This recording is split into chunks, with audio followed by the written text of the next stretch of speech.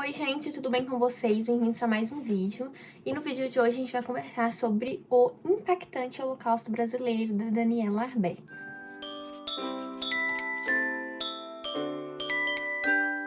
Eu comentei sobre esse livro algumas vezes aqui no canal. Ele saiu no vídeo de melhores leituras do ano e também recentemente eu postei um livro dando dicas para quem queria começar a ler não ficção. E esse daqui foi um dos livros indicados. Mas ainda não tinha um vídeo exclusivo para ele, um livro que eu li lá no ano passado. Que eu já finalizei já tem um tempinho já, mas que eu tava assim pensando como que eu iria falar sobre esse livro, porque esse livro ele vai abordar um tema que é um tema muito pesado, e eu fiquei pensando assim na melhor forma sobre falar sobre isso, sobre falar sobre esse livro, para não falar bobagem e nem trazer informação que às vezes, né, poderia não condizer. Mas enfim, esse livro aqui ele foi escrito pela Daniela Arbex, que é uma jornalista mineira. Ele foi publicado no ano de 2013, mas depois ele foi republicado pela Intrínseca nessa nova edição em 2019. Então antes ele era publicado por uma outra editora, que é a Geração Editorial, se não me engano, numa outra capa, que segue mais ou menos o mesmo estilo dessa daqui. Mas o que a gente vai ter aqui nesse livro? Esse livro, ele pode ser classificado talvez como um livro de jornalismo investigativo. Eu não sei dizer porque aqui na ficha catalográfica a gente não tem isso. Mas pela proposta o que a Daniela se propõe a fazer, eu acredito que ele possa ser classificado como um jornalismo investigativo ou até mesmo um jornalismo de denúncia, talvez. Porque o que ela vai contar pra gente aqui é a história do Colônia, que foi um hospital psiquiátrico, um hospício que esteve ativo em Barbacena. Então, durante muitos anos tinha esse hospital e a gente vai falar aqui de um passado que é um passado que não está muito distante. E acho que isso que torna o livro tão assim impactante é que tudo que ela tá contando aqui não tá tão distante da gente, sabe? Hoje, aqui em 2023, eu que estou em Minas Gerais. E a ideia de contar a história do Colônia parte do momento em que a Daniela ela teve acesso às fotografias de um repórter chamado Luiz Alfredo, que trabalhava no jornal O Cruzeiro, que era um dos jornais, se não o jornal mais famoso da época. E ele um dia, lá na década de 60, foi à Colônia e fez várias imagens, que são as imagens que a gente tem aqui ao longo desse livro. E saiu uma reportagem lá em 1961, se eu não me engano, onde eles iam contar o que estava acontecendo ali nesse hospital.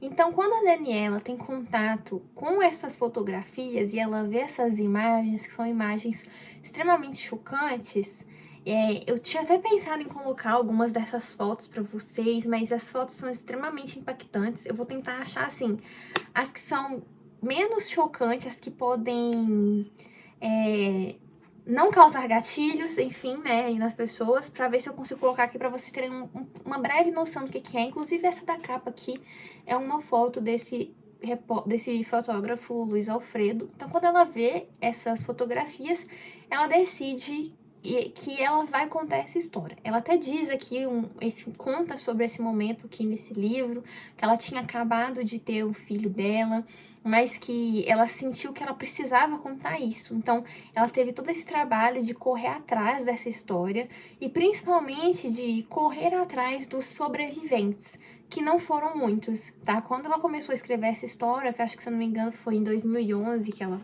fala aqui, eu não lembro exatamente o ano, mas quando ela começa a escrever, haviam poucas pessoas que viveram no Colônia vivas. Então, para vocês terem noção de que esse não é um passado muito distante.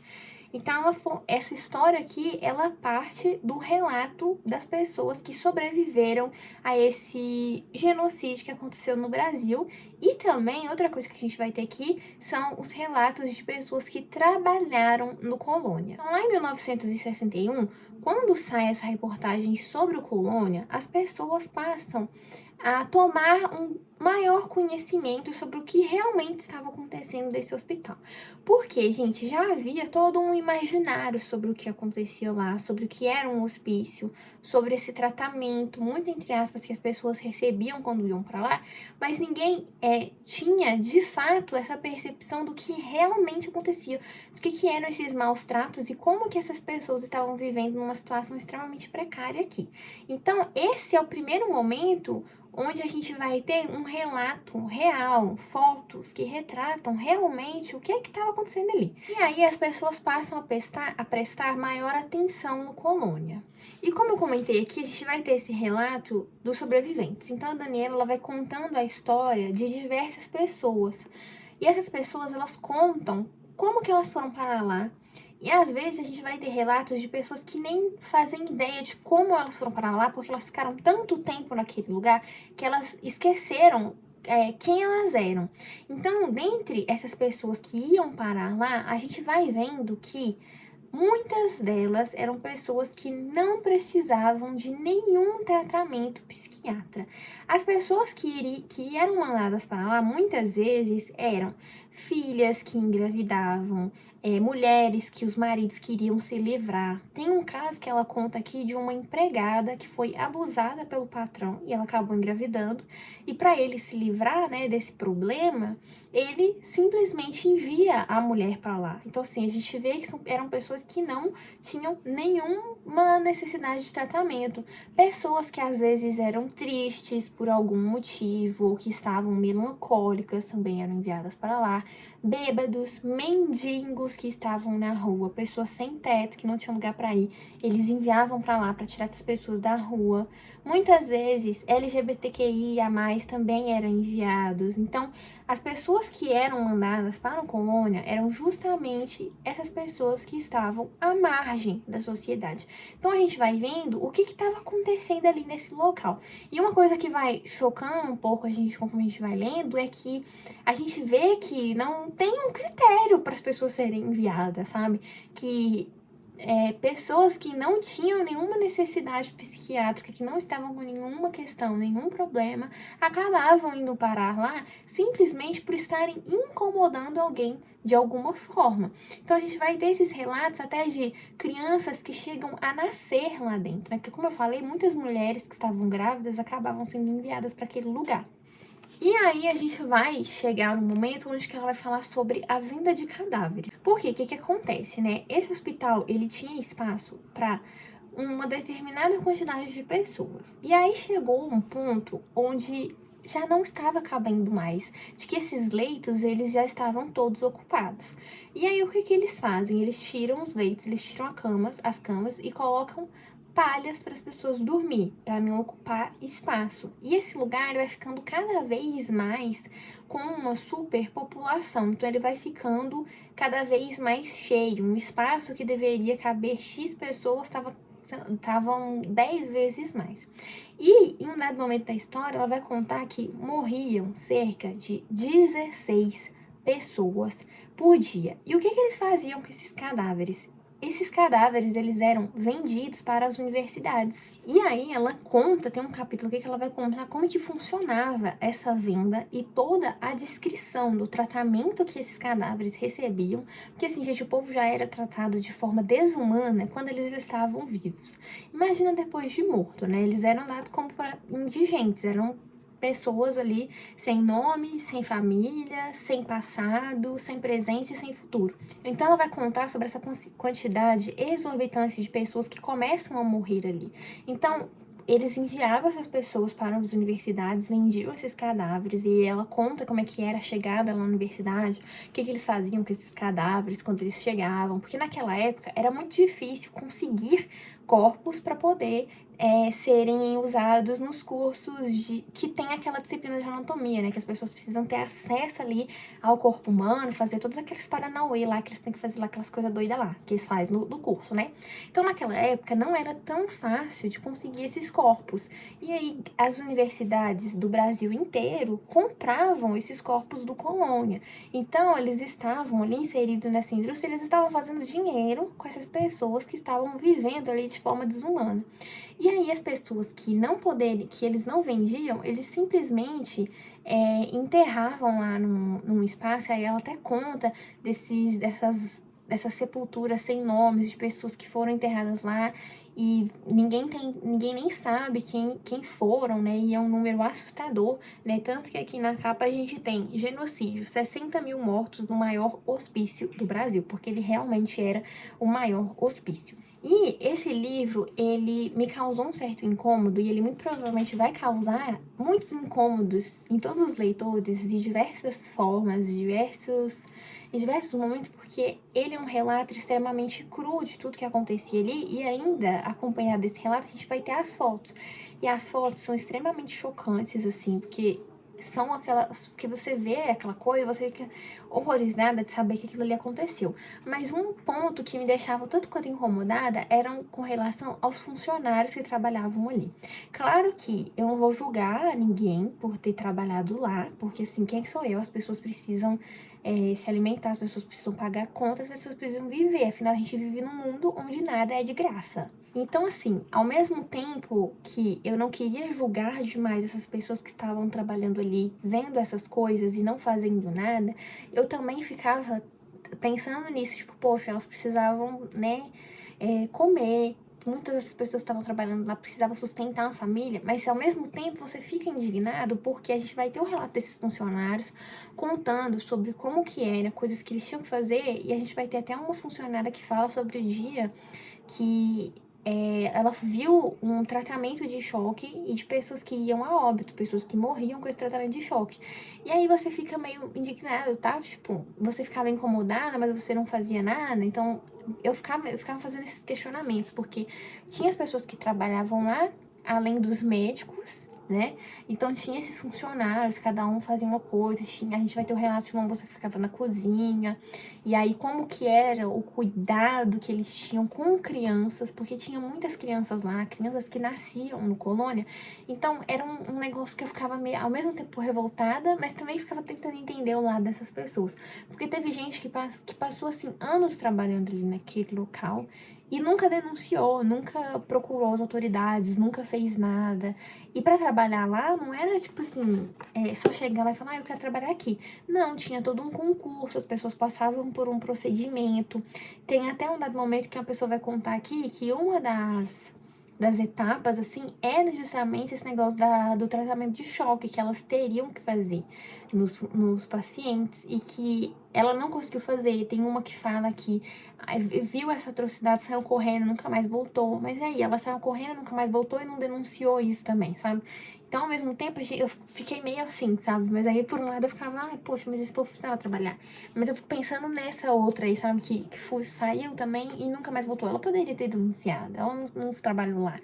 Mas, enfim, né? A gente sabe que aqui no Brasil as pessoas às vezes se deparam com injustiças de diversas formas e a gente acaba não denunciando porque a gente pensa que não vai dar em nada.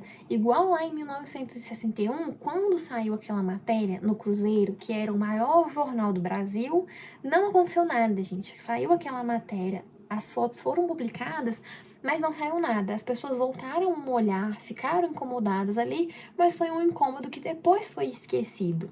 E aí ela vai contar um pouco aqui sobre a reforma psiquiátrica, porque foi isso, essa luta antimanicomial, que foi o grande passo para que locais como Colônia e outros hospícios aqui deixassem de existir.